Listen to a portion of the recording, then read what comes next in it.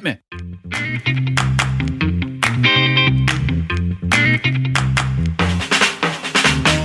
Welcome to the Senior Rehab Podcast. The podcast for rehab clinicians that want to better serve older adults.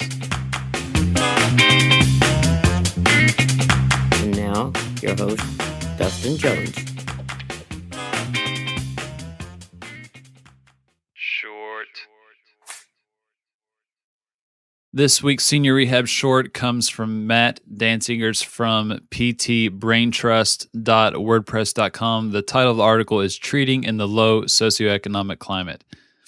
My clinic serves as a low socioeconomic area. Now, I'm sure that there are any number of stranger work conditions treating in a gang-controlled area, for example, but the conditions and problems of low socioeconomic status, in parentheses, SES, are a niche unto themselves. Almost everything straight ortho PT gets thrown out. Low SES throws a wrench in the gears.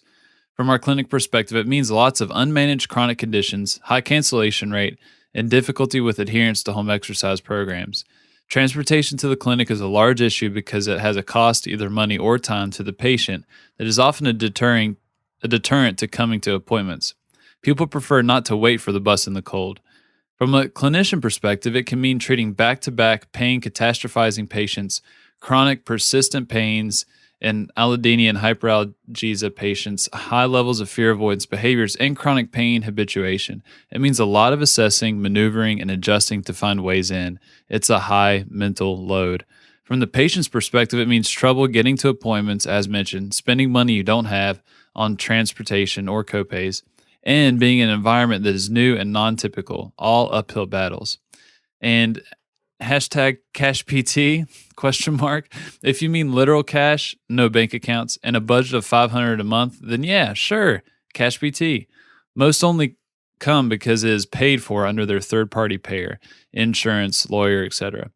Direct access? Yes, they were directly told to access our clinic by their physician. There is more to say here, but I must say that I'm rarely treating an elbow or a knee. I'm treating a person. And with low SES, the complexities emerge. These are the people who need therapeutic neuroscience education. These people need behavioral intervention and patient education on lifestyle choices. But the problem emerges. A crushingly powerful statement by Mike Eisenhart says it all. We are trying to help unhealthy people with tactics that are meant for healthy people. I have well-developed analogies and stories for pain. I have movements and exercises to improve tissue qualities. They don't relate, and I can't relate. The process of communication presents many challenges. When I explain pain processes, we get stuck early on. Words like neuron aren't sticking. If there's some tool or device I would recommend, I say, you can pick one up on Amazon. What's Amazon? Is the response. I offer to use their cell phone to video and home exercise program clip of themselves. Most often, the patient pulls out a flip phone or no phone. If trouble with essential patient education is a struggle, then let's fully disregard the small chit-chat that occurs in many outpatient clinics about Thanksgiving or Black Friday deals. The chat about what you or they are doing this weekend. The conversations often lead nowhere, and you end up alienating people if you treat this as a typical interaction. Your patient may not have family. Black Friday is a thing people in her community just don't do, and nothing is going on this weekend. Patient education is one of our greatest tools. Teaching an individual that did not get an education or did not learn how to learn well really throws a wrench into the system. If in 5th grade your patient got D's, indicating 60% of understanding, well, that's about what you get with health information as well as a D in health literacy. Education is an uphill battle. These factors set the patient up to learn from us that they have strange problems with their body. It can turn into a game of telephone between two people. In addition to all the bone-on-bone and you'll have back pain forever comments, let me share just a few things that I hear. I've got a nerve pressing on my lumbago bone. Patient rubbing his knee. It hurts here in my lymph nodes. I've got the plantitis inflammation. They say my menticles is torn.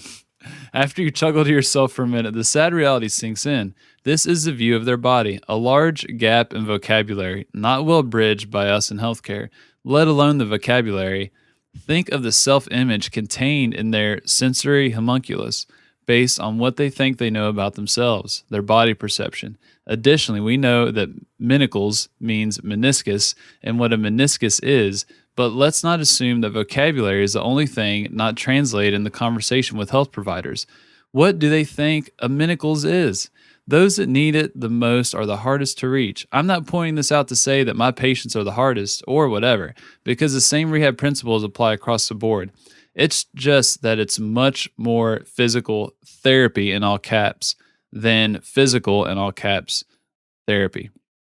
This is not to frame this population as not smart. Surely oppression drives the wise into madness.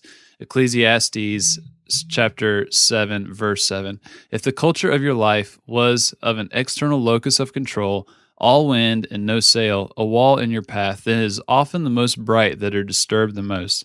You see the frenzied search for solution in their eyes, but the behavioral and cultural coping strategies are not there to meet the complexities of the model social human. So behavioral boundaries can be seen as well. While the environment may not encourage growth, we also see the individual whose choices have placed him in this environment. We must indeed not ignore both nature and nurture. Unmanaged or unaddressed mental health concerns across the spectrum end up in this SES genre. The persistence of conditions and low understanding of self-management is often clear. They enter the system late, or they enter the system at wrong entry points. ER visits for diabetic ketoacidosis instead of a PCP for consistent A1C testing, for example. Some say that these problems stem because there's no money in helping those in the low SES category, perhaps based on payer types, but a typical shoulder or knee may improve in 4 to 10 visits, while those with multiple comorbidities, slow healing processes, and long-standing pains will easily be double that to see progress, if they progress at all. More visits for the same, not really, shoulder pain. An ER charge of $2,000 or an MD or DO visit for $150. Perhaps there is more money to be made off this population, in a way, so I don't know if it's all that clear.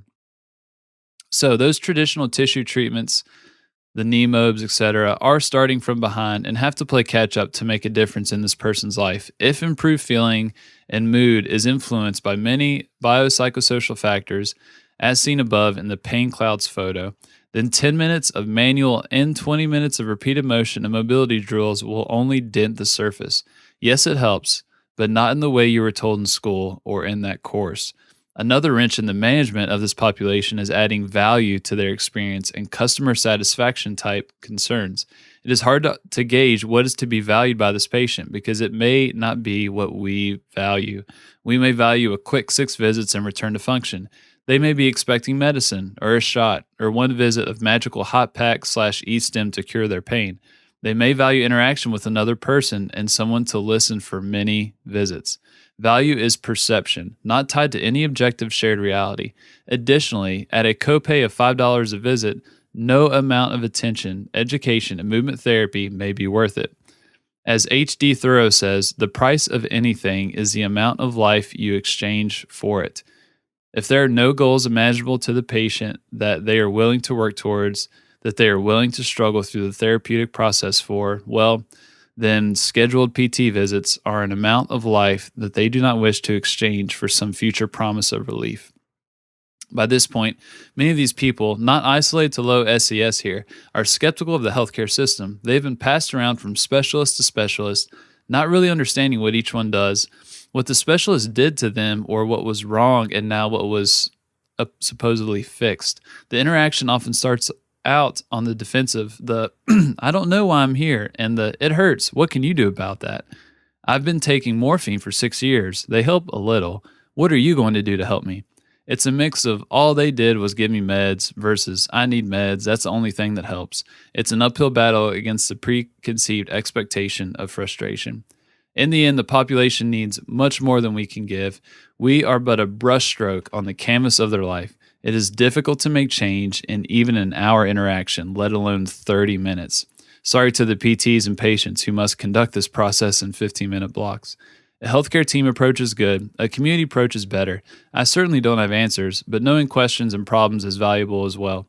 Enter all the analogies about how it's easier to keep something running clean with small efforts versus having to do a big overhaul on an unmaintained machine. It's exhausting to fight fires compared to checking the fire extinguisher. Yes, a future answer is early access, community engagement, and changing societal behavior towards healthy choices. I worry, though, are we trying to help unhealthy people with tactics that are meant for healthy people? Will we relate? Thanks, Matt. Hit me.